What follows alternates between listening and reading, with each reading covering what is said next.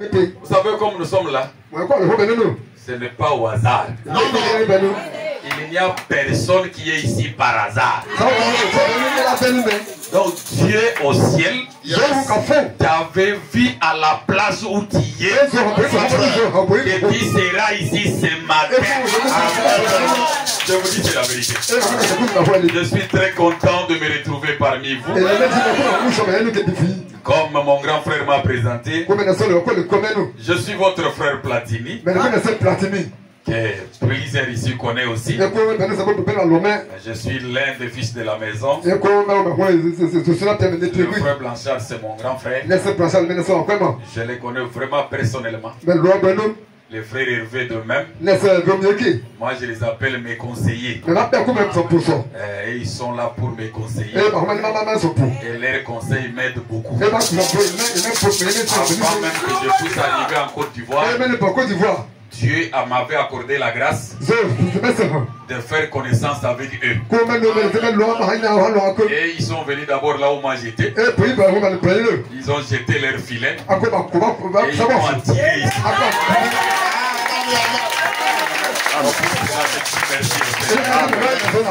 Que Dieu bénisse les grands frères Frédéric. Je les connais comme un homme doux, comme un homme simple. C'est ce que j'ai découvert en lui.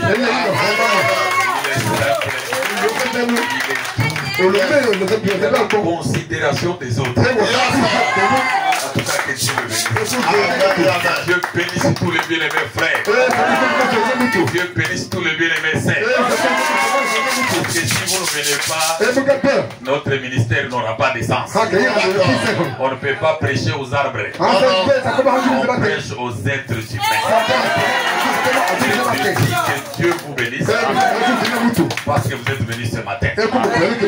Nous remercions le Seigneur Jésus, lui qui a rendu cette journée possible. Que son Saint-Nom soit loué. Est-ce que nous pouvons l'offrir une offrande d'acclamation?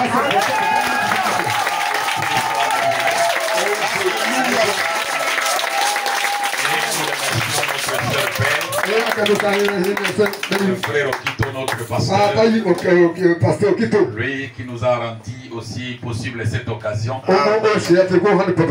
pour que nous puissions venir parler de la part de Dieu à sa place.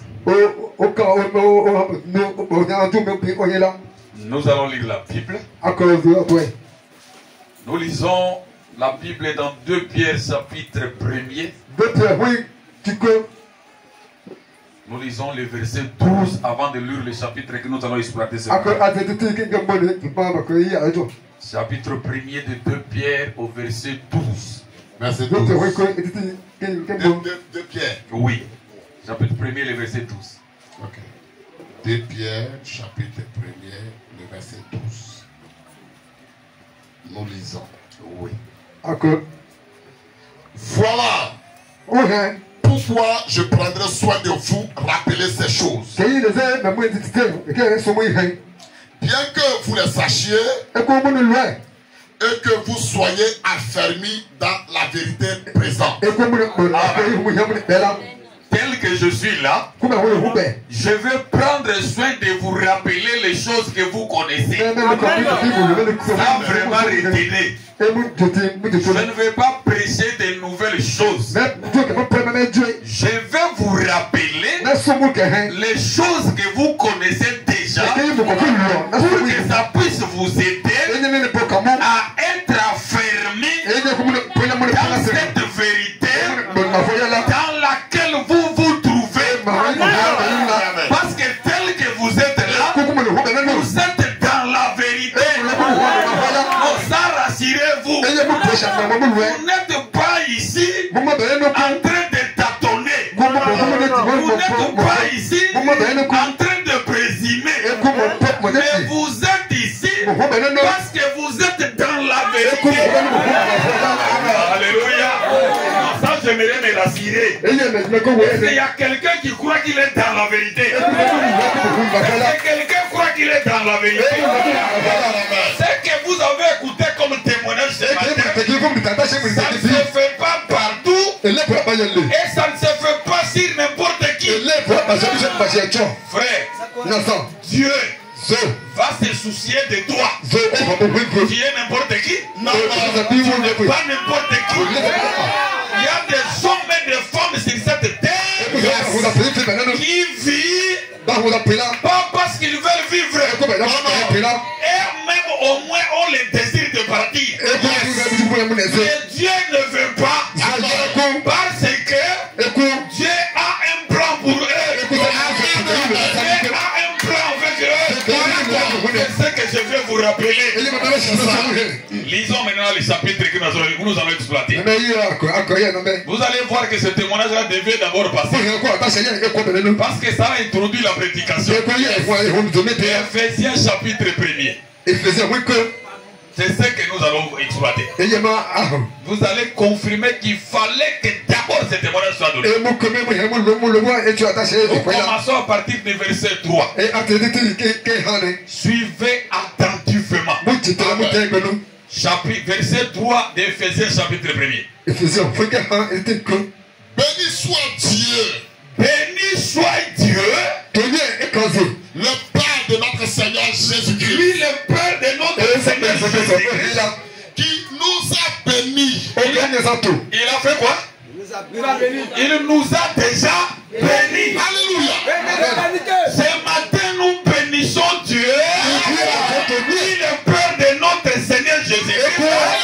Parce qu'il nous a déjà bénis. Comme il t'a déjà béni, la mort ne peut pas t'emporter.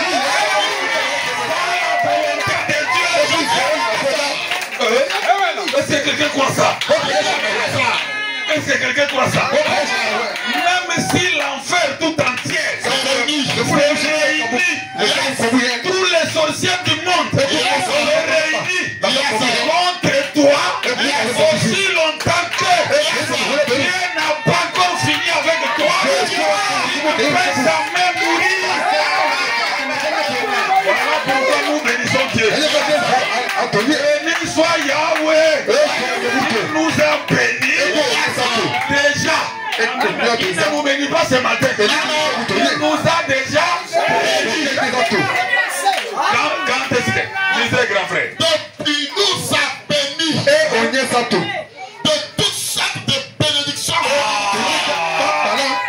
Lisez. Dans les lieux célestes. Dieu nous a bénis, pas de 5 bénédictions, pas de 10 bénédictions, de toutes sortes de bénédictions. De façon spirituelle, il nous a bénis. De façon matérielle, de façon physique, et ces bénédictions-là, il ne nous les donne pas étant sur terre. Il nous les donne étant dans les lieux célestes. De ta famille, tu ne peux pas arracher ça. Ça se trouve dans les lieux célestes.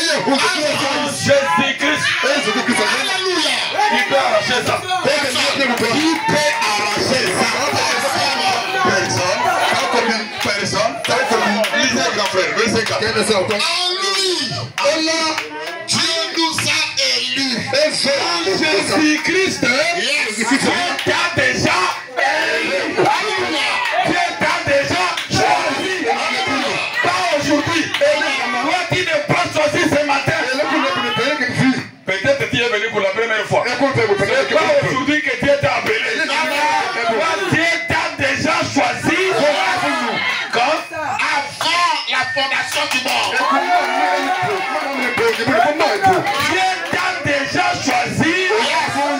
Pas 10 ans passés. Pas 15 ans passés. C'est pas quand tu étais né. C'est avant la fondation du monde. Ça, c'est ce que nous croyons. Ce matin, nous voulons parler du dessein de Dieu. Le dessein de Dieu. Le dessein de Dieu. Je vous ai dit qu'il fallait ce témoignage. C'est ça le thème de ma prédication. Dieu au ciel voit, je n'ai pas fabriqué ça ici. Je suis venu avec ça. Dieu savait. Et pour que ça puisse avoir un vrai naissance, il fallait d'abord ce témoignage. Alléluia. Dieu a un destin pour tout un chacun. Dieu a un destin pour nous. Et ce destin-là, il l'a déjà arrêté dès avant la fondation du monde. Ce n'est pas aujourd'hui. Toi, tu n'es pas une créature du temps. Tu n'as pas commencé aujourd'hui. Dieu ne t'a pas connu aujourd'hui. Et Dieu, toi, tu n'as pas connu Dieu aujourd'hui. Non, c'est ton corps ici qui a connu Dieu aujourd'hui.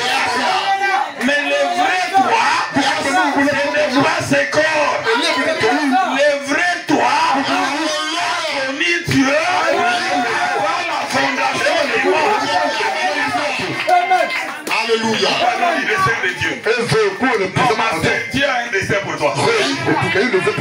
Dieu, le créateur du ciel et de la terre, il te connaît. Son œil est sur toi. Il y a des choses qu'il nous dit que des fois, en tout cas quand on réfléchit, on trouve ça compliqué. Lisons Matthieu chapitre 10. Matthieu chapitre 10 dans la Bible. Oui. Verset 30. Matthieu 10, le verset 30. Écoutez. Et même les cheveux de votre tête sont tous comptés. Est-ce que vous comprenez ça? Vous avez déjà écouté un homme, professeur de n'importe quelle université. Il vous a dit que la science a découvert sur la tête d'une personne il y a beaucoup de cheveux. Il n'y en a pas. Mais la Bible dit, même les cheveux de vos têtes, Dieu connaît même les cheveux de ta tête. Il connaît même le nombre. Tu vas jouer avec ces dieux? Pourquoi tu ne vas pas te croire? Il faut croire que toi tu es une fille de Dieu. Il faut croire que tu es un fils de Dieu. Dieu a un dessein avec toi. Dieu t'a connu avant la fondation du monde. Il t'a choisi sans que tu le lui demandes. Tu as corrompu qui? Tu as corrompu où? Pour devenir fille de Dieu. Pour devenir fils de Dieu. Mais pourquoi tu ne vas pas croire? C'est Dieu lui-même. Il est entré dans son laboratoire. Il a commencé à concevoir un plan. Dans son plan là, il a vu ton cousin là qui est à la politique. Il a vu qu'il est intelligent plus que toi. Il a vu qu'il a étudié plus que toi. Mais Dieu dit pas celui-ci. Moi, je me révèle aux gens qui ne sont pas sages.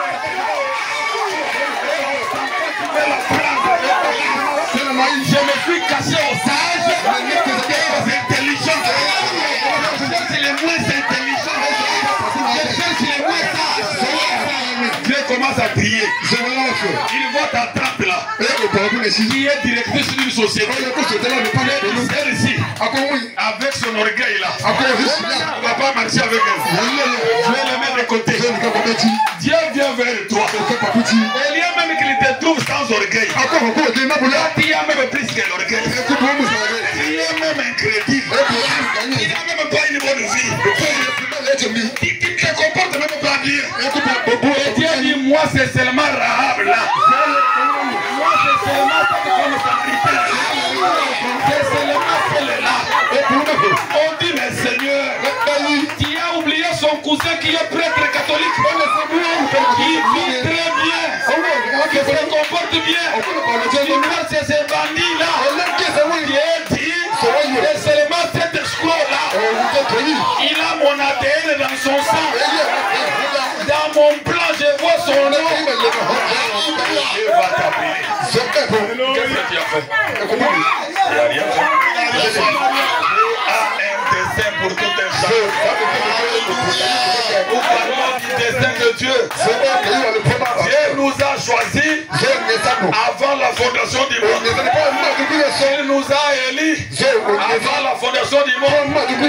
Et il nous a bénis de toutes sortes de bénédictions dans les lieux célestes en Jésus-Christ. Continuez la lecture, grand frère. Alléluia. Ephésiens 1. Continue. Ça, c'est la grâce. C'est la révélation. En lui, Dieu nous a élus avant la fondation du monde pour que nous soyons saints et irrépréhensibles devant lui. La sainteté que Dieu nous demande à elle, c'est devant lui.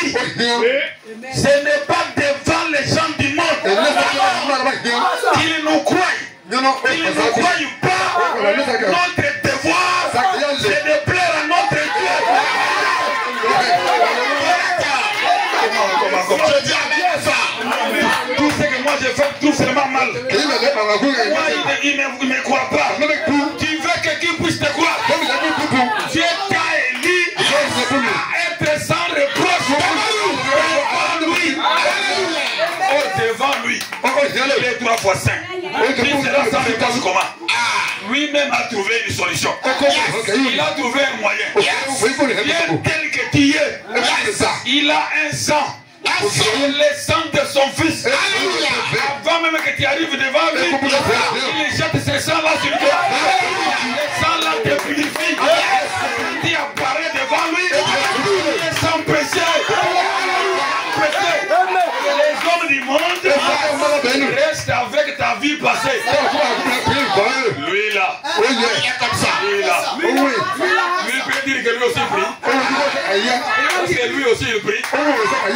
Les gens du message d'aujourd'hui, moi je ne suis pas appelé à être saint devant toi. Je suis appelé à être saint devant toi.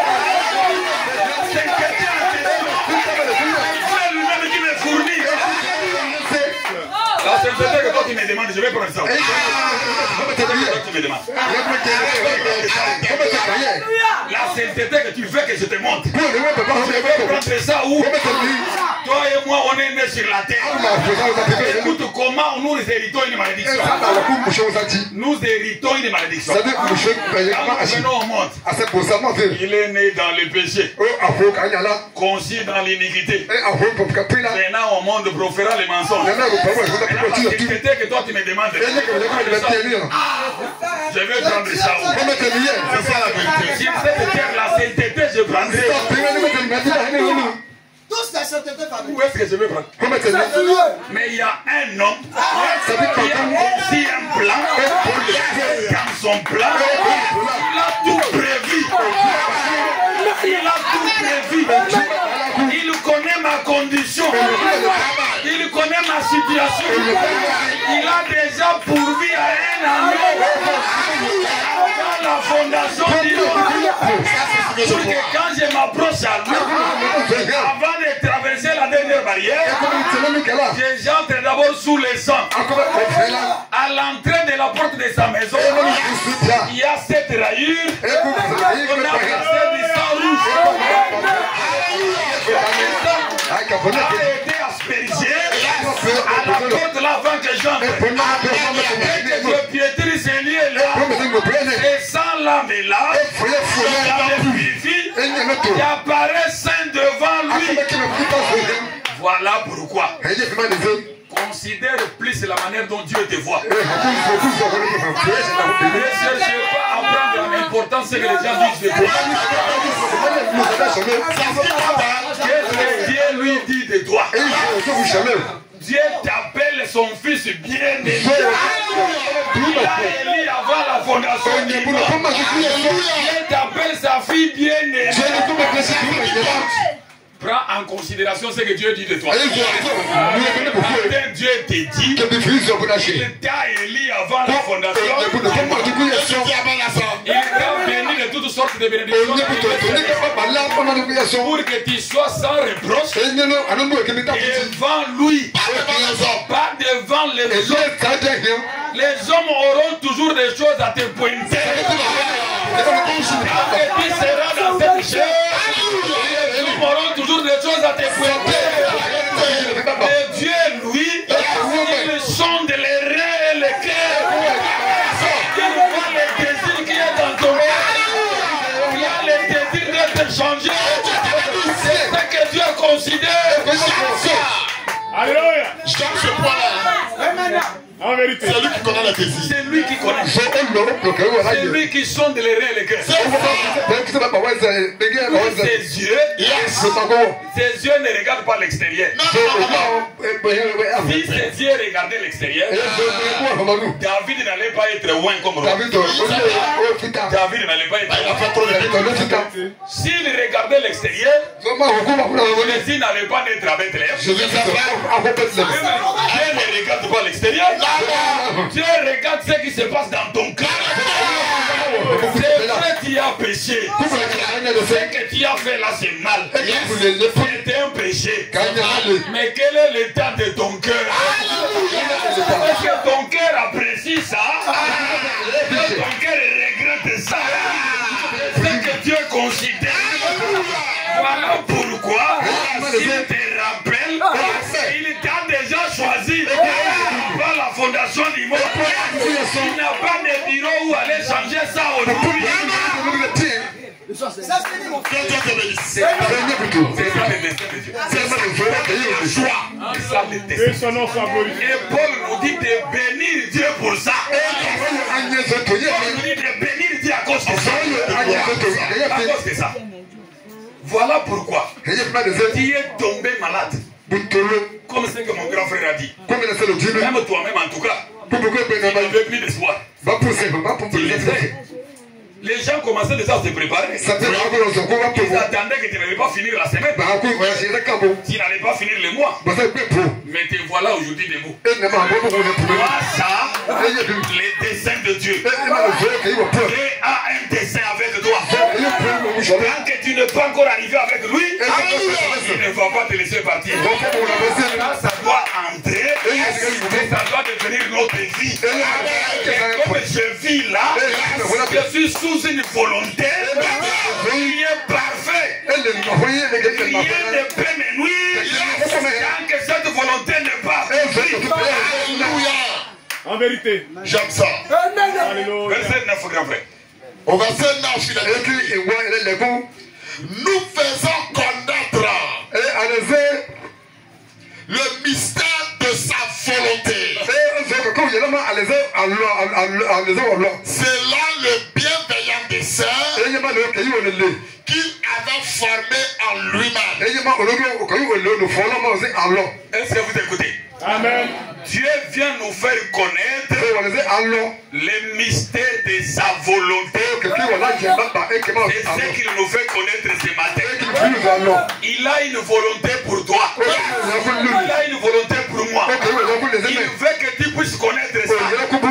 Et cette volonté, il l'a formée selon son dessein et selon son bon plaisir. Grand Frédéric, on ne les conseille jamais.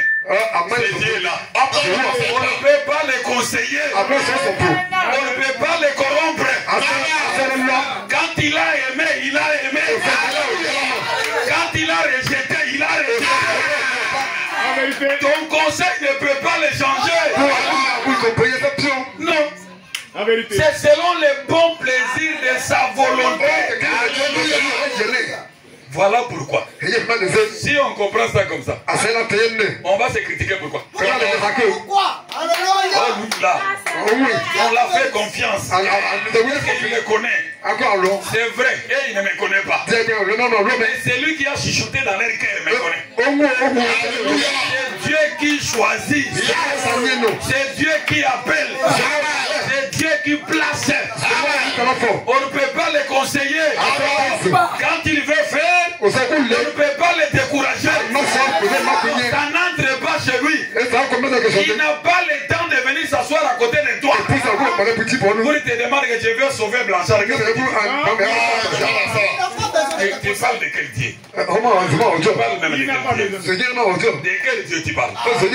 Ne sais-tu pas que parmi ses attributs et des titres, des noms qu'il porte, il a un nom qu'il porte qui s'appelle le tout suffisant. Il est le tout suffisant. Qui peut l'aider? On ne l'aide pas. On ne l'aide pas. Quand il fait une promesse, quand il dit une chose, chose. Il voit même là où la chose là va finir. Il voit ça. Il ne dit pas de n'importe quoi. Lui, quand il dit quelque chose, il sait de quoi il parle. Il a étudié tous les paramètres. Il a dit que cette chose-là ne rend pas un obstacle. C'est ça qu'il va lui dire. Quand il dit il t'a choisi, il t'a choisi. Il t'a choisi. Seigneur, avec ça, je vais croire que tu es avec moi. Il voyait tout ça. Il savait que tu allais traverser. Il savait que tu allais traverser. Il a un dessein pour toi. Écoutons les conseils du prophète. Gloire à son Seigneur, notre Dieu. Quel est son dessein? Alléluia. Nous lisons dans l'âge d'Éphèse. Là où c'est coloré là. Ok. Commencez là où c'est coloré. Qu'est-ce que le prophète nous dit? Frère Branham dit, Ah. la parole affirme très clairement que dès avant la fondation du monde, le dessein de Dieu était de partager sa vie éternelle avec l'homme. Or, la parole que nous venons de lire affirme clairement que dès avant la fondation du monde, Dieu avait un dessein. Quel dessein? De partager. Il y a un détail là-bas. La vie éternelle. De partager quoi? Pas seulement la vie éternelle. De partager sa vie éternelle avec l'homme. La vie éternelle que moi j'ai, ce n'est pas une vie éternelle d'un pasteur. Ce n'est pas une vie éternelle d'un prédicateur. C'est la vie éternelle de Dieu. Dieu a décidé de le partager avec toi. Quelle grâce. Est-ce que vous avez ça? Pourquoi le bipolarisme n'a pas sa place? Parce qu'aujourd'hui, comme le grand frère a dit, il y a un esprit qu'on appelle l'esprit nicolaïte. Moi, je suis bien aujourd'hui avec mon pasteur. Je suis sauvé. Je suis un fils de Dieu. Mais qu'il y a parlé avec lui. Je deviens perdu. Il me confisque sa vie éternelle. Moi, je n'ai pas reçu la vie éternelle d'un homme. Moi, j'ai reçu la vie éternelle de Dieu. Il a décidé dans son plan de partager ça avec moi. Sans que je lui demande, sans que je le cherche, c'est sa propre décision. C'est ça son plan. Son plan, c'est de partager sa propre vie éternelle avec toi. Ça c'est une grâce. Alors, ne laissez pas n'importe qui jouer avec toi. Ne laissez pas n'importe qui te traîner à gauche.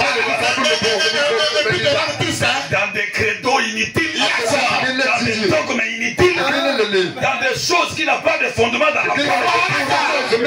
Parce que la vie éternelle que tu es censé avoir, ce n'est pas lui qui te le donne. C'est l'esprit du ciel qui te le donne. Et il te le donne au moyen de sa parole. Voilà le dessein de Dieu. Il partageait sa vie éternelle avec toi.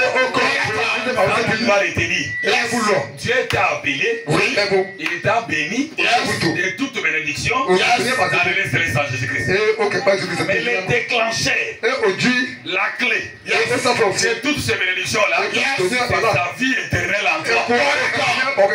C'est sa vie éternelle en toi. Quand tu es à la vie éternelle en toi, tu as maintenant la clé pour ouvrir toutes les portes. Et toutes les bénédictions. Tu as sa propre vie en toi. Quand il a sa propre vie en toi, il devient Dieu. Et rien ne peut te résister. Et ça, il a décidé avant la fondation du monde. On va terminer cette partie-là. Maintenant, il est écrit encore. Qui sommes-nous après tout? Oui. Qui sommes-nous après tout? Qui sommes-nous? Nous ne sommes pas des hommes ordinaires. Nous ne sommes pas des femmes ordinaires. Tu n'es pas comme tout le monde. Oublie ça. Tu n'es pas comme tout le monde. Faut changer ta mentalité. Que tu manges. Que tu ne manges pas. Tu n'es pas comme tout le monde. Que tu t'habilles. Que tu ne t'habilles pas. Tu n'es pas comme tout le monde. Toi, tu n'es pas n'importe qui. Tu es un élu. Dans la fondation du monde. Il y a une origine. Toi, tu as une origine. Oh, toi, tu ne viens pas de la Côte d'Ivoire. Tu te trompes comme ça. Non, toi, tu n'es pas de Messie. Non, tu n'es pas ça. Là, ici, tu as parachuté, c'est vrai. Tu as transité. Là, ici, tu as transité. Tu viens de quelque part. Et tu alléluia. Ici, tu viens de passage. Après tout, qui sommes-nous? Alléluia. Qui sommes-nous après tout? Comment sommes-nous arrivés ici? Comment même sommes-nous arrivés ici? En tout cas, si toi c'est par hasard, moi c'est pas par hasard. Moi arrivé ici, c'est une conduite bien établie qui est dans un agenda de Dieu quelque part. Et ce matin, je serai ici. Moi je ne suis pas ici par hasard. J'ai une personne, un être surnaturel qui a une télécommande dans ses mains, qui téléguide ma vie. On arrive le soir, je dis à gauche, je vais à gauche. Le matin, à Messidi, je vais là-bas. Le soir, à Abidjan, je vais là-bas. Ce matin-là, au Congo, je vais là-bas. Pour quelle raison? Pour la raison de le servir. De vivre pour lui. Comme le serviteur de Dieu nous a dit. Servir Dieu ne veut pas dire seulement prêcher. Servir Dieu ne veut pas dire seulement prophétiser. Servir Dieu, c'est aussi mener la vie de la parole. Vie conforme à la parole. Ça aussi servir Dieu. Avec cette vie-là, j'ai attiré un autre élu qui était encore en dehors. Chacun a une place spéciale. Ce matin, on est surpris. Qui parmi nous ici savait que le frère Daniel priait? Qui le savait? Personne. Vous avez entendu, non? Vous avez entendu? Donc il y a un élu quelque part à qui Dieu avait donné le fardeau. Nous avons cette expérience. Quand Dieu te donne le fardeau pour un frère, pour une sœur, tu ne seras pas à l'aise aussi longtemps que la situation de cette terre n'est pas changée. Nous avons de l'expérience. Ça va devenir une dette. Ça va devenir un fardeau. Aussi longtemps que ça n'a pas changé, toi aussi tu n'es pas à l'aise. Mais qui connaissait ça? Or il a fait un grand travail. Le prophète Branham raconte l'histoire d'une maman. Cette maman-là, Dieu avait mis dans son cœur de donner à un prédicateur missionnaire la place pour faire la campagne. Il a gagné les âmes. Et il y a un prédicateur Moudi qui est sorti. Est-ce que vous connaissez une maman? Tout avait commencé avec une femme. Voilà ce que le frère Daniel a fait. Il a pris un fardeau de prier pour la bonne santé physique de l'arche de l'Éternel. De l'arche de l'Éternel. Je vous donne un témoignage. J'étais avec lui au Congo. Il a prêché dans une église. Jusqu'à aujourd'hui, on parle des appréciations. Les gens n'étaient pas bénis. Mais ne sais-tu pas que c'est parce que Daniel avait prié? Est-ce que ces gens-là connaissent que c'est Daniel qui avait prié? Dieu l'a rétabli. C'est pourquoi il est parti les nourrir. Servons le Seigneur. Nous sommes sur la terre pour servir Dieu. Qui sommes-nous après? D'où venons-nous? Continuez, grand frère. Pourquoi sommes-nous ici? Pourquoi sommes-nous ici? Avez-vous déjà réfléchi à ces choses dans ce temps de dîner? Il était déjà arrivé de s'asseoir et commencer à réfléchir à ces choses dans cet ordre d'idées, se poser un peu la question sur pourquoi je suis ici. Après tout, qui suis-je? Je viens d'où? Je suis venu ici pourquoi? Même comme nous sommes à l'église là, a-t-il déjà réfléchi dans cet ordre d'idées pourquoi nous venons dans cette église? Quel est mon rôle? Qu'est-ce que je dois faire aussi pour Dieu? Faire pour Dieu, mes amis, ne demande pas que les gens puissent constater. Alléluia. Non. Faire Dieu pour que Dieu lui puisse constater. Que Dieu lui puisse t'écouter. Ne cherchez pas toujours à attirer les yeux des gens. Non, Dieu voit même dans les secrets. Là où les gens ne peuvent pas voir, Dieu voit ton problème et quelque chose que tu fais pour Dieu. Que nous on voit ça ou pas, Dieu te voit. Il voit ce que tu fais. Fais-le correctement. Un jour, Dieu va faire sortir ça en public. Les gens seront étonnés. Je vous dis la vérité. Les gens seront étonnés. Dieu a un dessein pour nous. Son dessein, c'est de partager sa vie éternelle avec l'homme. C'est cela désir la vie éternelle que nous sommes censés avoir et sa vie éternelle à lui. Parce que nous vivons à l'époque où les gens se transmettent les esprits les uns des autres. Nous ne voulons pas ça. Nous voulons l'esprit de Dieu qui est conforme à sa parole. C'est ce que nous voulons. Nous voulons sa vie éternelle à lui. Or, sa vie éternelle à lui, c'est sa parole qui produit ça. Et sa parole, c'est la Bible. C'est la Bible. Alléluia. Alléluia. Comprenez le dessein de Dieu pour nous, c'est de partager sa vie éternelle. Grand frère, nous prenons Jean chapitre 5, verset 24. Jean 5, verset 24. Oh oui, écoutez.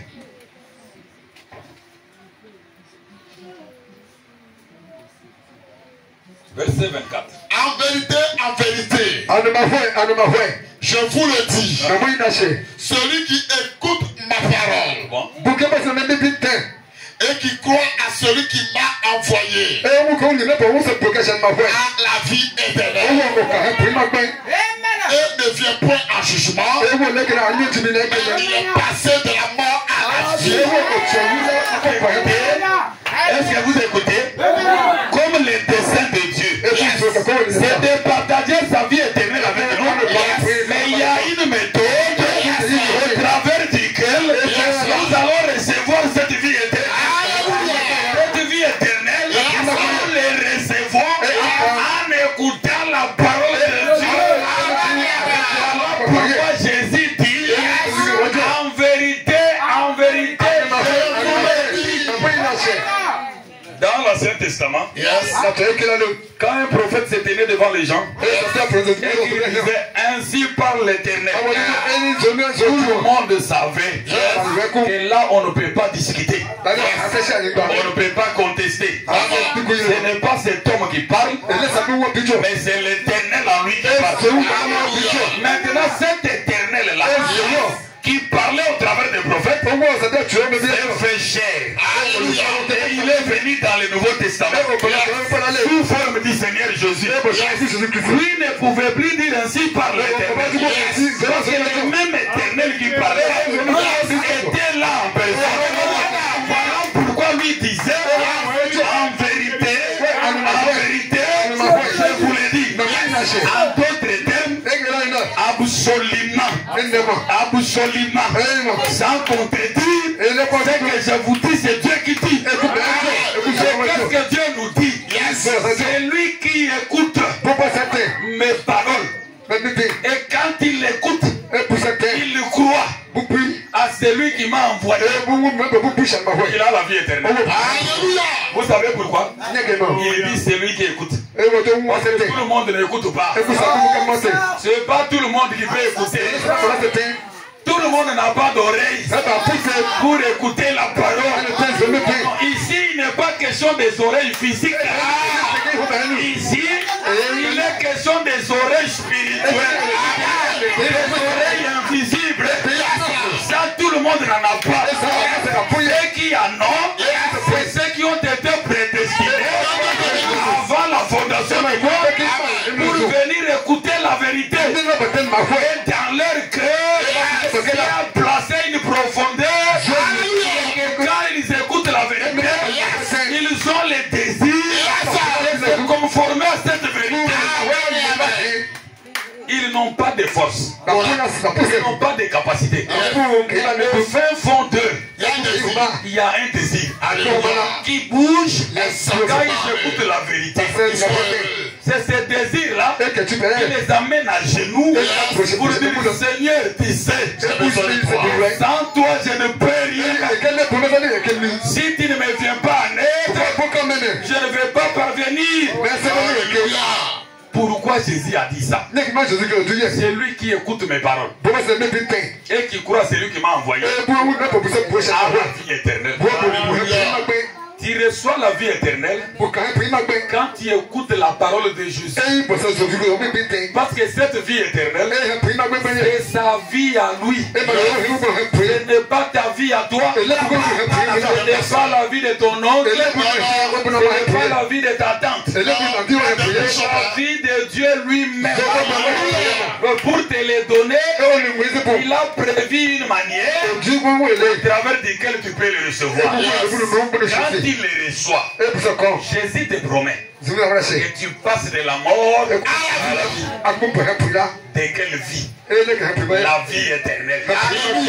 La vie que nous menons là, sans Dieu, c'est une vie de mort. Sans Dieu. Sans Dieu, ça c'est pas la vie. Ça peut s'éteindre à tout moment. C'est pourquoi vous entendez, il était sorti le matin, il n'avait même pas une fièvre. Mais on nous a appelé qu'il est tombé. Quand on l'a amené à l'hôpital, les médecins ont dit il est mort depuis. Parce que ce n'est pas une vie. Mais la vie que Jésus nous promet, c'est une vie sans fin. C'est une vie qui n'a pas de début, qui n'a pas de fin. Et pour la voir, il faut croire à sa parole. Écoutons les conseils du prophète. Alléluia. La parole de Dieu exige une séparation totale avec l'incrédulité. Là-bas, nous prenons le paragraphe 9.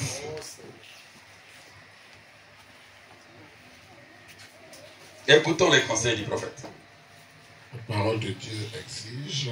C'est après les autres notes là.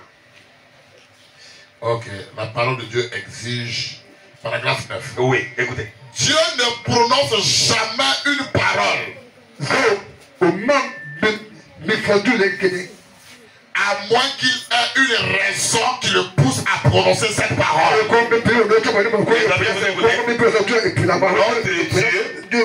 Il ne prononce jamais une parole sans avoir une raison pour laquelle il le prononce. Quand il dit qu'il t'a élu avant la fondation, ça a une raison. Quand il dit que si tu écoutes sa parole, tu auras la vie éternelle, ça a une raison.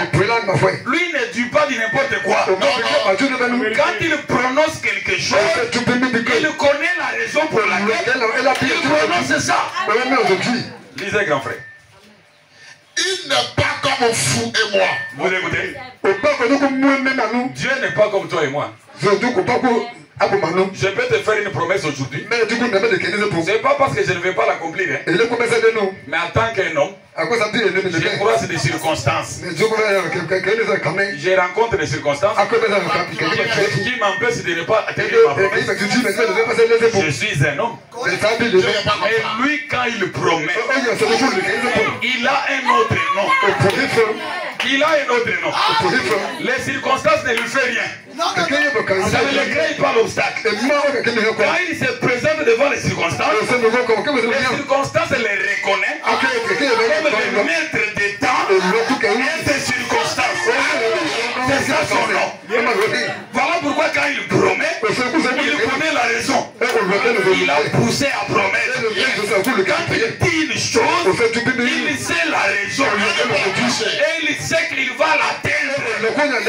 Rien ne peut l'empêcher. Rien ne peut le bloquer. C'est lui le maître des temps et des circonstances. Les circonstances que Dieu traverse n'est pas un blocage pour Dieu. Quand la tempête se visite, il peut entrer dans cette tempête pour te faire sortir. Tu es dans la fosse au lion, il devient un lion. Il te prend avec ses dents, il te fait sortir. Quand on te jette dans l'eau, il est la grande fontaine de l'amour. Il peut même entrer là-bas, te faire sortir. Quand tu deviens malade, on t'amène à l'hôpital. Et c'est tu pas. Il est le grand médecin. Il va porter la tenue blanche. Tu verras que c'est ton frère Blanchard. Que le Seigneur Jésus-Christ. Il vient te faire sortir de l'hôpital. Il y a accepte son dessein. Entre dans son dessein. Il t'a béni de toute bénédiction. Dans les lieux célestes en Jésus-Christ. Est-ce que quelqu'un peut dire amen? Il peut acclamer le Seigneur.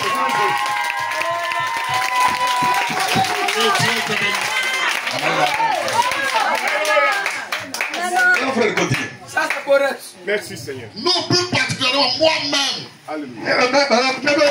Je dis tant de choses insensées. J'ai dit beaucoup de choses que je ne maîtrise même pas.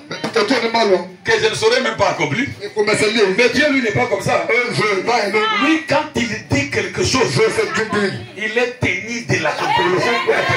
Parce qu'il sait ce qu'il dit. C'est lui qui a cette monopole-là. Mes amis, il est l'unique personne qui est passé sur la terre.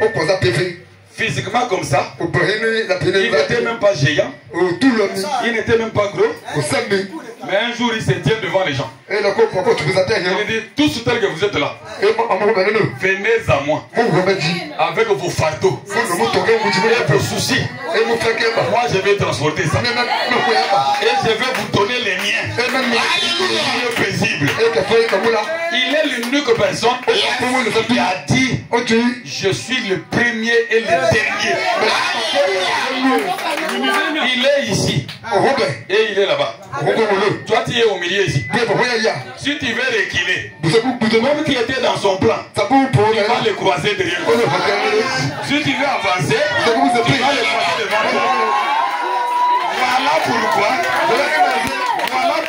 les poètes ont chanté, il est si haut, mon père si loin, si bas, comme si là,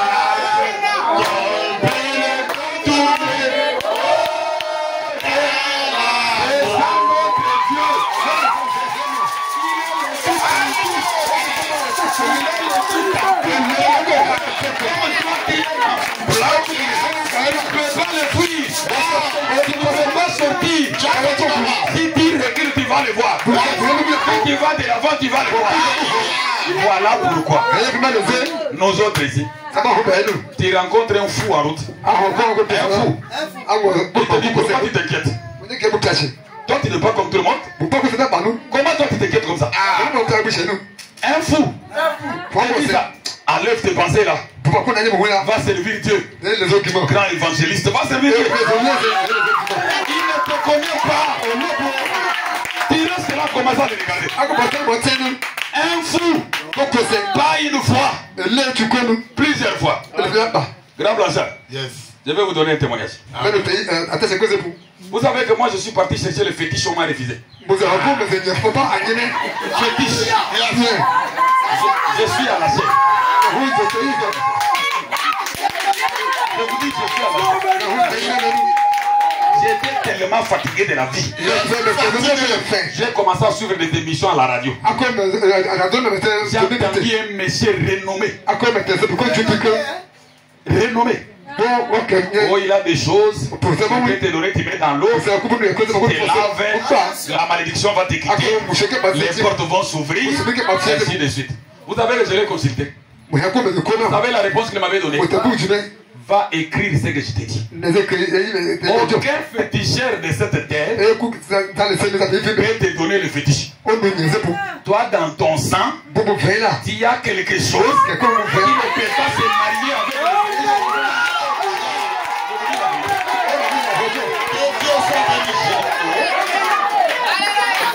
depuis ce temps-là, je suis devenu sérieux.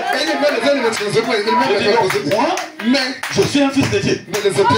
Malgré que je manque même les tapettes. Je manque même un tricot. Il dit, va consulter notre féticheur. Il va te confirmer ce que je t'ai dit. Va dans ton sang.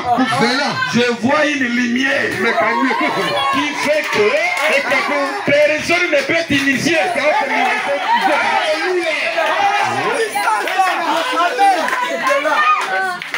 Deuxième. Je dis c'est ma vie. Deuxième. Ma mère était gravement malade. On a appelé un féticheur, le marabout là qui fait des choses pour voir qui est à la base de sa maladie. La dame est venue. Elle a fait ses histoires. Elle a mis un grand miroir. Maintenant, selon ses principes, tous les gens qui appartiennent à cette ethnie doivent se présenter dans son miroir. Et lui va commencer à vous poser la question. Connaissez-vous Frédéric? Vous dites oui, c'est notre fils aîné. Lui vous dit il est innocent. Il passe. Connaissez-vous Blanchard? Vous dites c'est notre deuxième. Il est innocent. Jusqu'à ce qu'il va vous demander l'autre. Vous allez dire peut-être c'est notre oncle. Il va vous dire c'est lui qui est à la base. Là, je mets le miroir. Il fait tout. Tout le monde se présente. Les gens de la famille de maman, les gens de la famille de papa, ils se présentent. Il termine. Il attrape aussi celui qui était à la base. C'était l'oncle de maman.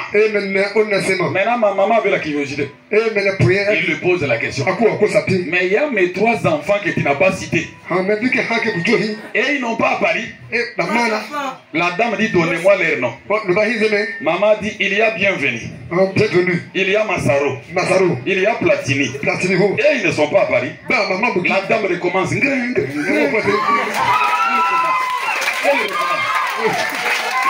Elle fait appel. Tous les autres apparaissent. Les 3 là n'apparaissent pas. Elle pose la question à ma mère. Mais tous les 3 là, qu'est-ce qu'ils font? Maman dit, les plus petits, Platini, il est pasteur. Les 2 autres sont les croyants de l'air blanc là, Branham.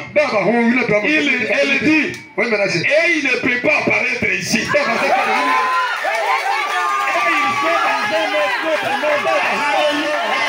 La vérité.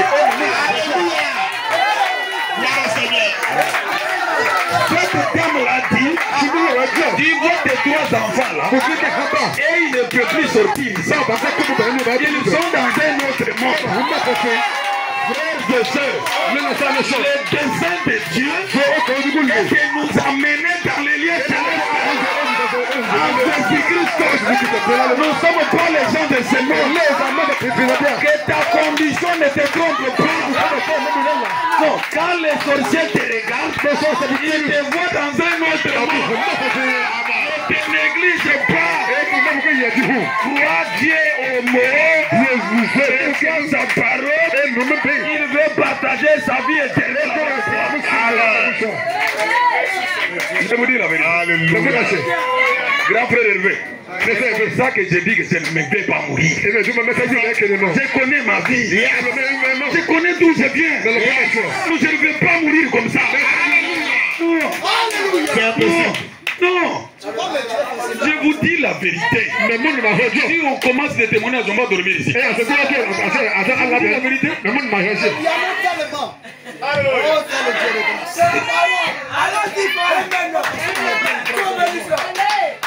une grande sœur.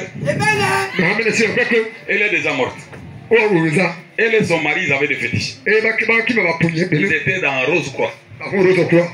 Avant de mourir, elle a rempli 2 bandes de cassettes de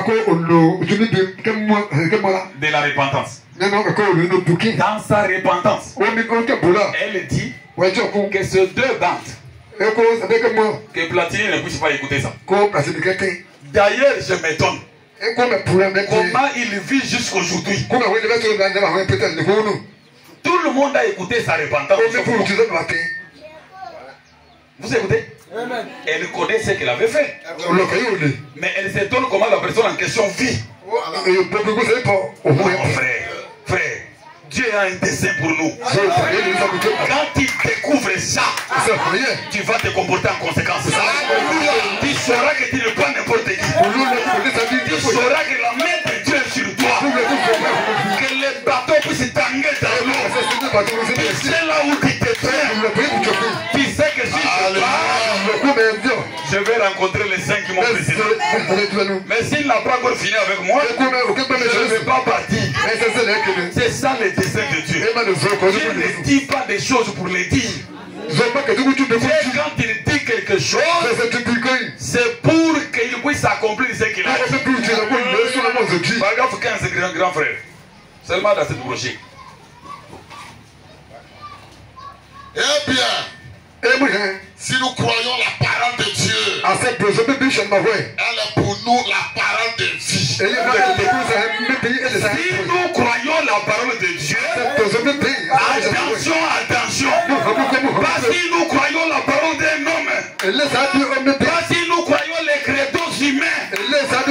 Si nous croyons la parole de Dieu, elle est pour nous la parole de quoi? De vie. De quelle vie? La vie éternelle. Alléluia. Si nous croyons la parole de Dieu, c'est qu'elle est pour nous la parole de vie. La vie éternelle que Dieu a conçue dans son plan, de partager avec nous. Il nous les partage au moyen de la foi en sa parole. Et quand nous écoutons sa parole, c'est quand nous croyons ça, elle devient la parole de vie pour nous. Grand frère. 15. Oui, toujours 15. Mais si nous remettons en question la parole de Dieu, pour nous c'est la mort. Si nous doutons de la parole, ça va produire la mort. Ne doutez pas de la parole, bien-aimé. Que ça soit dur comment. Dieu sait qu'en toi là tu n'as pas de capacité pour se conformer à sa parole. C'est lui-même qui vient en toi, qui te donne des capacités pour que tu puisses atteindre la perfection. C'est ce qu'il a conçu dans son plan. Avant la fondation du monde, il va atteindre ça certainement. Ton problème, mange seulement. Bois seulement. Mange seulement. Et bois seulement. C'est ça ton problème. Quand ce petit arbre sort là-bas, qu'est-ce qu'elle fait comme effort pour devenir un gros arbre? Elle ne fait que manger. Elle ne fait que boire. C'est comme ça quand on est né en Christ. Tu as cru la parole. Tu es un bébé en Christ. Continue à boire. Continue à manger. Parce que rappelez-vous, on devient que ce qu'on mange. Ce que tu manges, c'est ce que tu vas devenir. Continue à manger la parole. Continue à boire la parole. Tu vas devenir la parole. Tu vas atteindre la perfection. Si nous croyons cette parole, elle est la parole de vie pour nous. Si on refuse de ça, elle devient la mort. C'est ce que Platini est venu nous dire. Frère Platini est venu vous dire que Dieu a un dessein pour tous et chacun de nous.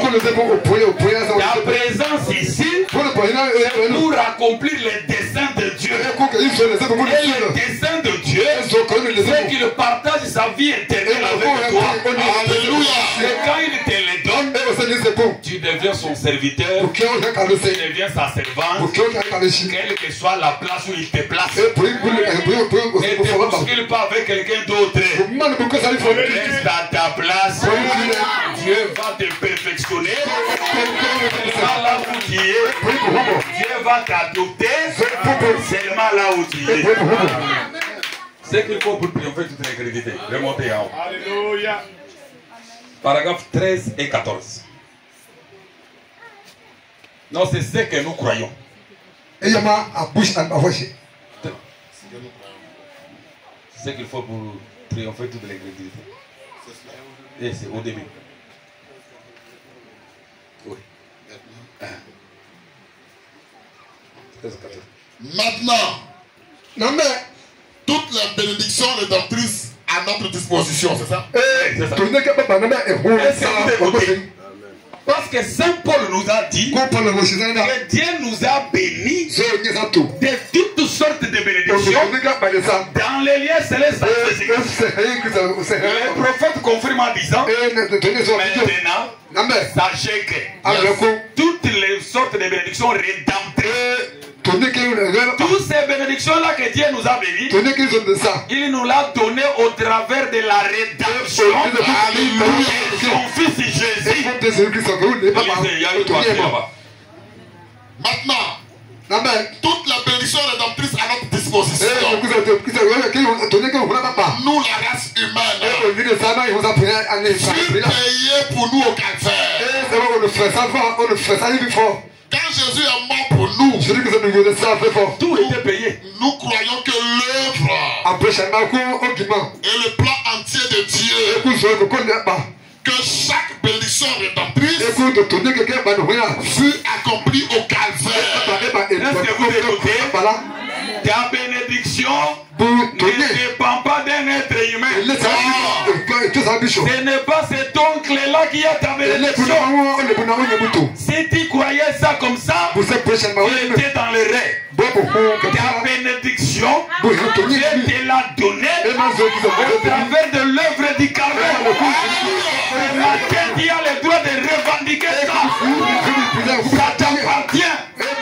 C'est ça le plan de Dieu.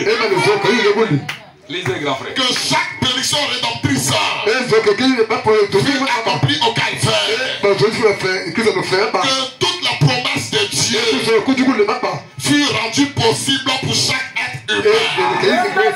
Pour chaque être humain que nous sommes, toutes les bénédictions de Dieu ont été rendues possibles. Il n'y a rien qui peut te manquer. Revendique ça, c'est pour toi. Tu es malade. Dieu a promis la guérison. Et il est tenu de te l'accorder. Peut-être. Tu vas penser que tu es la première personne qui est tombée malade. Tu n'as pas écouté un témoignage ce matin. Dans son témoignage, il a dit que j'avais donné 100 000 francs CFA pour que je sois guéri. Dieu l'a guéri gratuitement.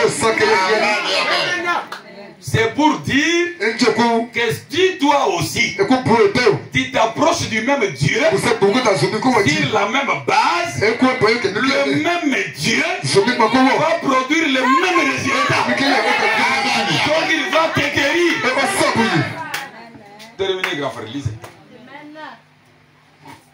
Quand Jésus est mort pour nous, nous croyons que l'œuvre et le plan entier de Dieu, que chaque bénédiction rédemptrice fut accomplie au calvaire, que toute la promesse de Dieu fut rendue possible pour chaque être humain qui accepterait cela. Lorsque Jésus est mort au calvaire pour innocenter l'homme devant Dieu, n'étiez pas contre ce que le monde dit de toi. Dieu t'a innocenté. Pour Dieu, tu n'as jamais péché. Tu es un innocent. Tu es une innocente. Grâce au sang de Jésus, grâce à l'œuvre du calvaire, si tu crois ça, tu es innocenté. Tu es acquitté. Tu n'es pas contre ce que les gens disent. Dieu te voit sans péché. il voit son fils à ta place. Ça, c'est ce que nous croyons. C'est la vérité. Lisez, grand frère. Je crois que chaque âme au monde fut sauvée lorsque Jésus est mort au cancer. Tu n'es pas sauvé ce matin. Voilà pourquoi moi je ne peux pas t'arracher ton salut. Je ne peux pas te décourager pour ton salut. Tu dois savoir que tu es sauvé. Ne vis pas dans l'incertitude. Quand tu crois la parole, tu dois te cramponner à la parole. Tu dois croire que le Dieu qui t'a connu avant la fondation du monde t'a déjà sauvé. Et que le salut, s'il y en a dans ton cœur, et si on dit que dans cette église, il n'y aura que 2 personnes qui iront dans l'enlèvement. C'est moi. Dites que c'est moi. Dites que c'est moi. C'est moi. Pourquoi? Je sais ce que j'étais. Et je sais ce que je suis. C'est vrai que je ne suis pas encore arrivé. Mais il y a déjà quelque chose qui se passe.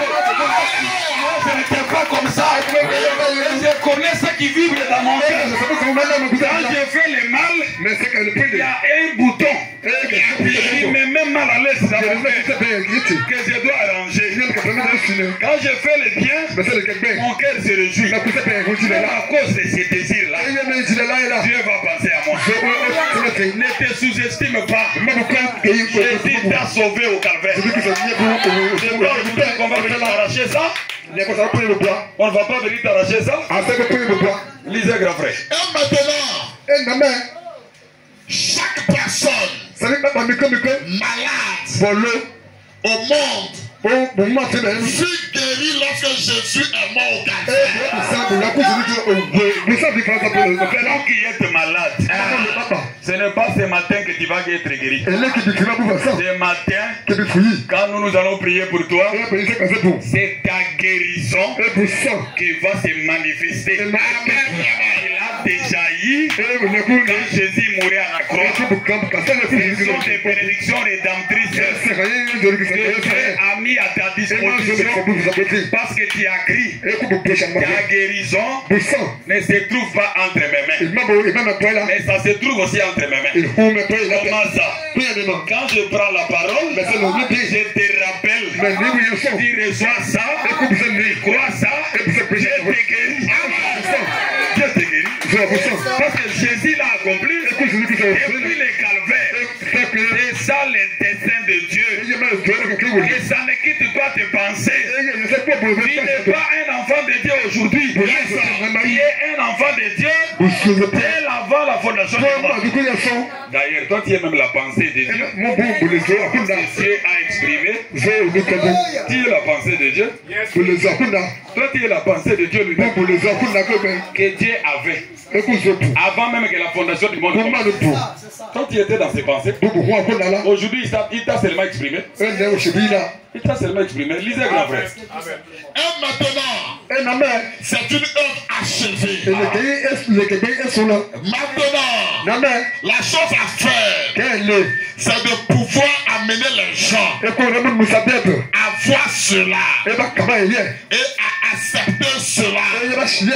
Par conséquent, la guérison divine ne se repose pas sur quelque chose de magique que quelqu'un a entre les mains ou sur une certaine huile sainte ou sur une eau bénite. Donc on asperge sur les gens. Je ne crois pas dans ces choses. Je crois que le sang de Jésus-Christ est suffisant pour tout ce dont nous avons besoin. Alléluia. Toutes les bénédictions rédemptrices, c'est le sang de Jésus qui est suffisant. C'est ça. Est-ce que vous écoutez? Voyez-vous Ça réunité et entrez ça. Yes. Gardez ça. Grand frère, lisez 14. Et je crois que c'est quelque chose pour lequel on a déjà payé. La voie initiale et originale pour recevoir une bénédiction rédemptrice, c'est en entendant la parole Vous écoutez les secrets. La voix initiale faite par Dieu pour lesquels recevoir une bénédiction rédemptrice, que ce soit les salis, que ce soit la guérison, la délivrance, et tout ce que tu as besoin en entendant sa parole. Quand tu écoutes sa parole, tu crois ça, tu reçois ses bénédictions. Quand tu dis Amen, le Saint-Esprit vient, il scelle ça, il matérialise ça en toi. Amen. Voilà pourquoi il est important d'écouter la parole. Écouter la parole comment? Continue. La voix initiale et originale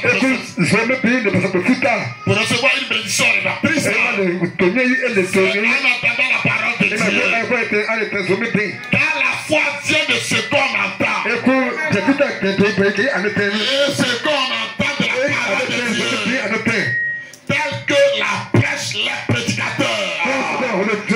Vous recevez les bénédictions rédemptrices. Vous recevez même la foi pour ça. Quand vous écoutez la parole telle qu'on la prêche par les prédicateurs. Voilà pourquoi. Quand vous avez de bons prédicateurs comme ça, ils vous prêchent la vérité. Il faut les aimer. Il faut les soutenir. Parce que votre vie est liée à l'écoute de la prédication. C'est ça que le prophète dit. Non, on s'est fait des illusions en vrai. Il faut seulement que tel vient. Si lui prie, je serai guéri. Va à l'église. On va prêcher la prédication. Quand tu écoutes la prédication, il sera guéri. Il sera délivré. Il a dit, je les ai envoyé ma parole. C'est la parole qui guérit. Nous voulons une guérison qui est produite par la parole. C'est éternel. Nous voulons une délivrance qui est opérée par la parole. La voie initiale pour vous de recevoir une bénédiction rédemptrice, c'est en écoutant la parole. Cette parole, telle que la prêche un prédicateur. Voilà pourquoi il est demandé au prédicateur de prier le Seigneur pour rester à la juste milieu de la parole, pour rester derrière la parole, pour ne pas mettre des illusions, pour ne pas mettre des credos, pour ne pas mettre des pensées. Gloire soit rendue à Dieu. Nous avons ces prédicateurs-là, commençant par notre Père et tous les enfants, ils font l'effort de rester derrière la parole.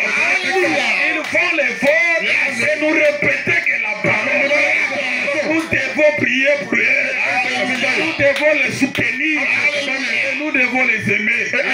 Comme vous avez le grand Frédéric là, ne cherchez pas de grandes choses. Oh là-bas, les appréciés de mystère. Quel mystère, frère?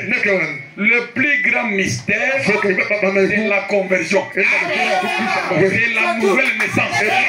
Prévoir un homme terrestre qui devient comme Dieu, qui se comporte comme un extraterrestre. Voilà le vrai mystère. Que les gens disent, lui là on le connaît. Avant, il était quand vous le provoquez, vous allez finir avec elle. Mais maintenant, tout ce que tu me fais, il te dit mon frère, pardonne-moi. Voilà un mystère. C'est de voir un homme de la terre être changé. Et ça se fait comment? Au moyen de l'écoute de la parole, tel que le prêche le prédicateur. Quand le prédicateur vous prêche la Bible, vous recevez ça, ça vous change automatiquement. Vous allez constater que tu te fâches vite. Mais un jour, on te provoque, tu viens te fâcher, la colère ne vient pas.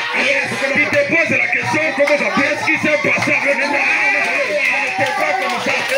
Toi, ça, c'est l'écoute de la parole.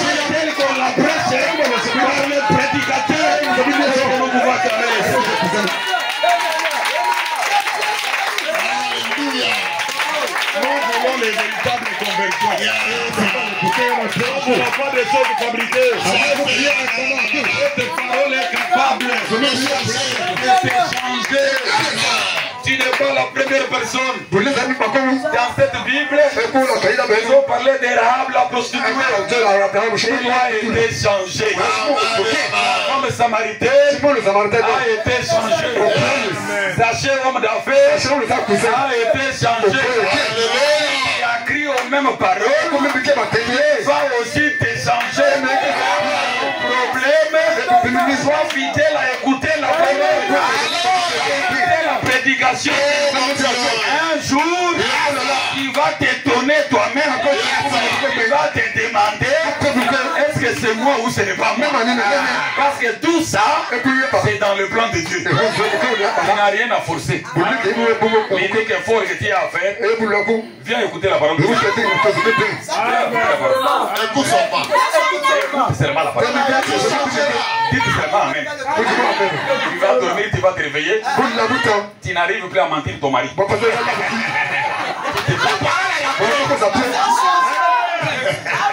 mari, tu m'avais donné 10 000 francs. J'ai fait ça, voici la monnaie. Voici la monnaie. Le mari dit que la monnaie commence à rester. Non, prends seulement. Ou bien dis-moi ce que je vais faire avec. Tu ne sais pas ce qui s'est passé à moi. Parce que la délivrance, on ne peut pas avoir honte pour témoigner. On n'a pas honte de témoigner de la délivrance. J'étais colère, Dieu a ôté ça en moi. J'étais menteur, Dieu a ôté ça en moi. Je ne comprends pas. Comment je n'arrive plus à m'énerver. Écoute seulement la parole. Ce travail-là sera fait de soi. Alléluia. C'est ça le plan de Dieu. C'est ça le dessein de Dieu. Tu vas commencer à aimer même les gens qui ne méritent pas d'être aimés. Parce que celui qui est né de Dieu aime les frères. Et aujourd'hui, nous sommes dans l'âge de la perfection. Nous sommes dans l'âge où on n'aime plus seulement les frères, mais nous aimons même nos ennemis. Même l'ennemi le plus farouche que je connais.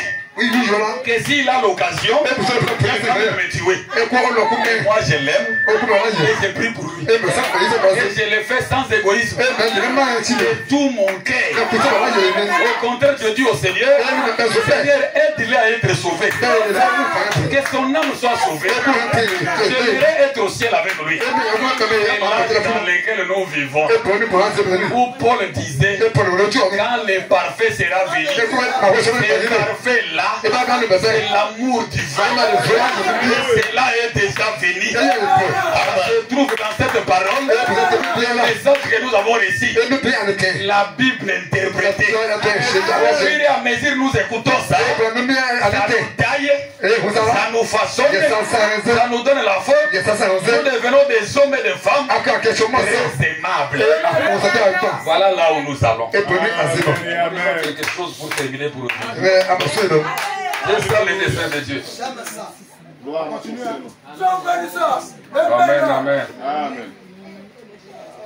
C'est ça le ministère. Amen.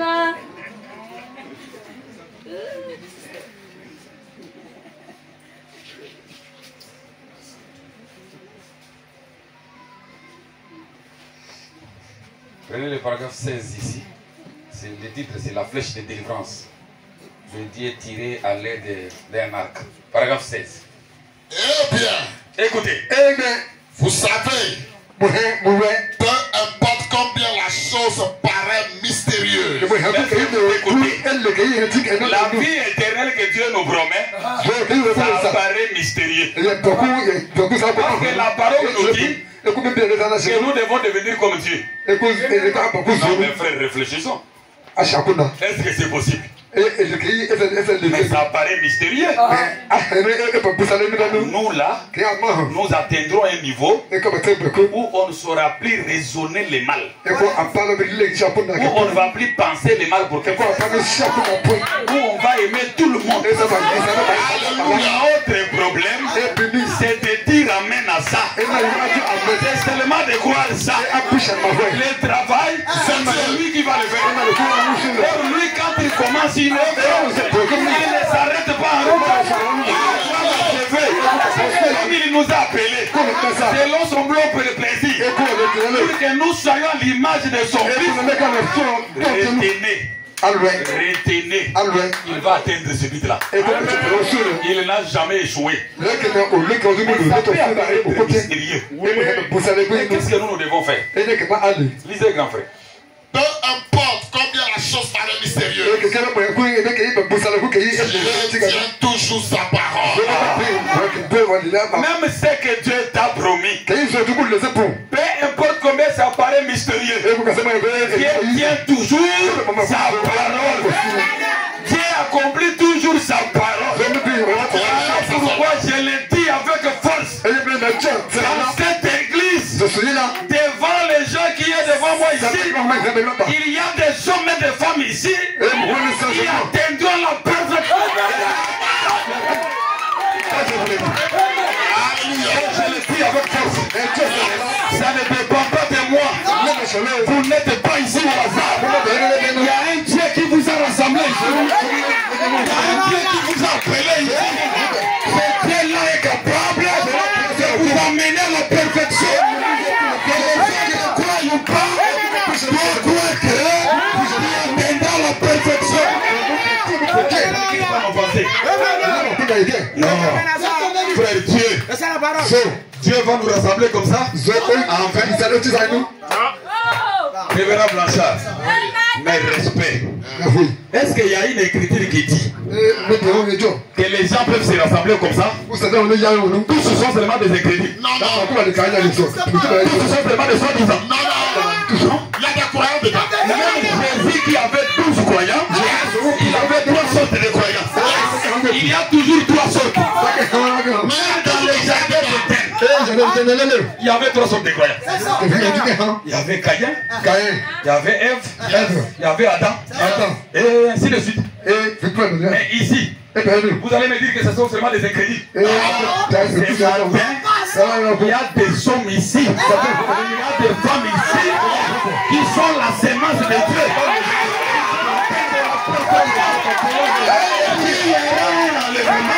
Il y a des femmes ici qui vont au ciel.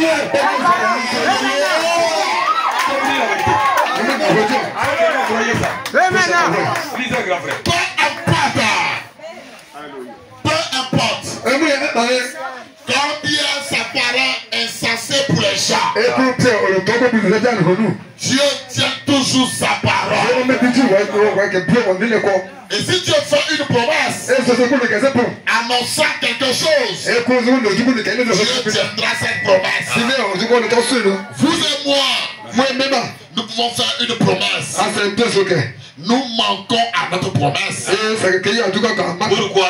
Pas parce que nous ne voulons pas la tenir, mais parfois ce sont les circonstances qui nous en empêchent. Mais lorsque Dieu, étant infini, il connaît tout le futur depuis le commencement. Dieu connaît le futur avant le commencement. Mon frère, vous savez que la Bible dit, bien aimé, tu peux lire la Bible? Lisez-nous Psaume 127. Verset D. Il y a des choses pour lesquelles on ne se bat pas. On ne fournit pas des efforts. Il y a d'autres choses. Dieu l'a dit, ça reste comme ça. Même toi-même que tu le veux ou pas, ça va s'accomplir. Verset D. Peu importe combien ça paraît insensé pour les gens. Ce que Dieu a ordonné pour ta vie, ça va s'accomplir. Verset D, Psaume 127. Psaume 127, verset 2, je lis. En vain, vous levez-vous matin. Vous couchez-vous tard. Et mangez-vous le pain de douleur. Il en donne autant à ses bien-aimés pendant leur sommeil. C'est en vain qu'on se lève très tôt au matin. Ouais. C'est en vain qu'on se couche avec la fatigue. Et nous mangeons les pains de douleur. Or Dieu donne à ses bien-aimés, à ses prédestinés, pendant qu'ils sont encore sous sommeil. Vérifiez. Il y a des choses que tu as rencontrées dans ta vie pour lesquelles tu n'as fait aucun effort. Tu n'as fait aucun effort. Seulement comme ça, pam, pam, pam, et tu te dis, donc tous ces temps que j'ai déambulé là-bas, la chose était seulement ici. Ça ne dépend pas de nos efforts.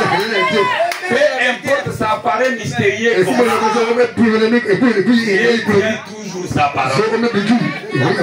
Alors tu te décourages parce que tu penses que la perfection dans laquelle Dieu t'appelle, toi tu as des efforts à faire. C'est pourquoi tu te décourages tout le temps. C'est pourquoi tu regardes en arrière. Non. La perfection dans laquelle Dieu t'appelle, il y a une solution. La solution, écoute seulement sa parole. Accepte sa parole. Dis tout le temps amen à sa parole. Tu ne vas pas comprendre. Cette parole va se faire chair en toi. Le prophète dit que Jésus croyait ce que la parole disait de lui. Il ne pouvait pas échouer. Ce matin, comprends que la parole a des choses qu'elle a dit pour toi. La parole te dit que Dieu t'a connu et il t'a choisi avant la fondation du monde. Et il t'a béni de toute bénédiction. Dans l'aîné céleste en Jésus-Christ, il a conçu un dessein pour qu'il partage sa vie éternelle. Alors crois ça et commence à vivre en conséquence. Pour ta souffrance, il a déjà envoyé son fils. Son fils est mort à la croix. Il a payé le prix pour tes péchés. Parce que la maladie, c'est le fruit du péché. Comme tes péchés sont déjà pardonnés, ta maladie doit être guérie. Ton problème, c'est seulement d'accepter ça et de te cramponner à cela. Termine le paragraphe, grand frère. Et si Dieu fait une promesse, annonçant quelque chose, Dieu tiendra cette promesse. Vous et moi, nous pouvons manquer notre promesse, pas parce que nous ne voulons pas la tenir. Et parfois, ce sont les circonstances qui nous empêchent. Mais lorsque Dieu étant infini, il connaît tout le futur depuis le commencement. Il ne peut pas faire une promesse, à moins qu'il sache que ce qui va arriver. Il tient toujours sa promesse.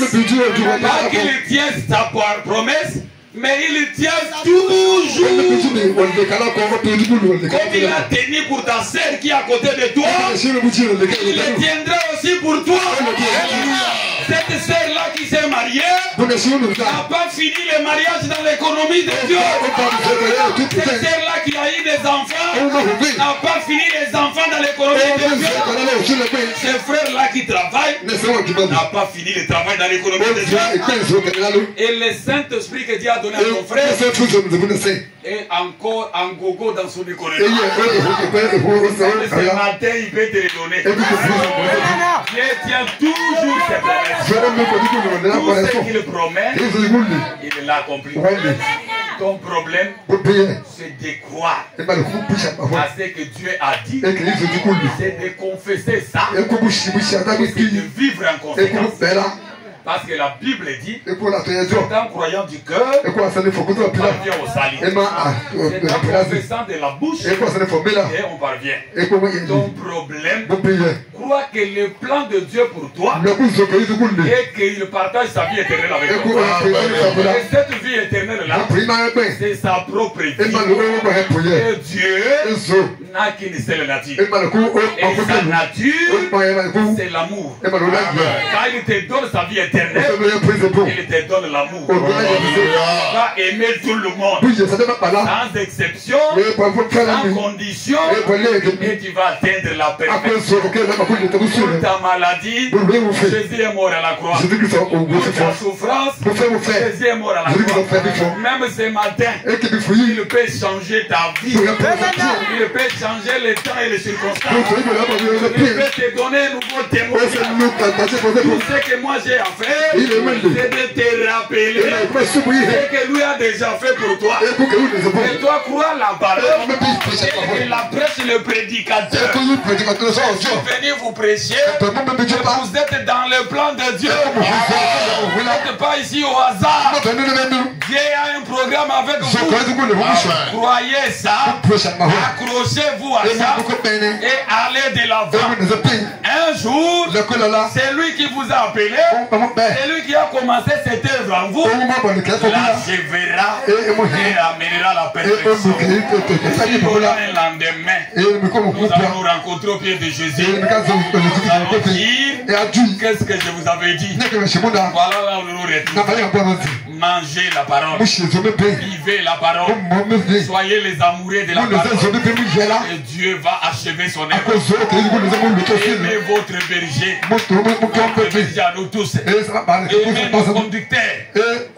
Qui travaillent avec notre pasteur. Aimons-nous les uns les autres. Et nous ne soupçonnons pas dans les mal. Ne nous critiquons pas. Ne nous calmonions pas. Ne faisons pas des comportements, des problèmes de gens. Soyons un peuple aimable. Un peuple doux.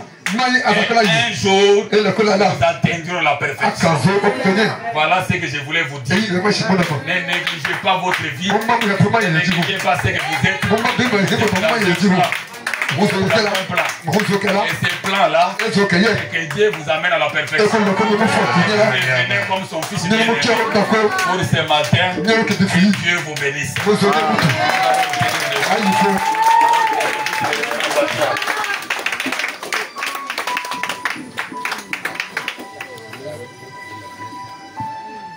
Nous allons parler à notre Dieu ce matin. Chacun va dire, Seigneur, tu viens de nous dérouler ton plan. Je ne savais pas que tu m'avais tant aimé. Ce matin, tu me l'as dit. Tu peux dire, Seigneur, je viens de découvrir ton amour.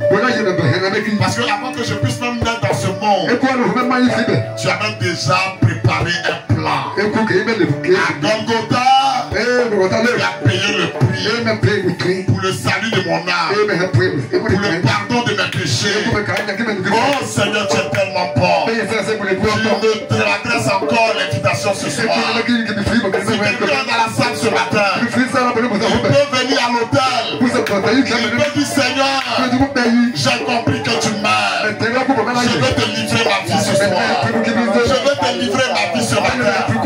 N'aie pas honte, mon frère. N'aie pas honte, ma soeur.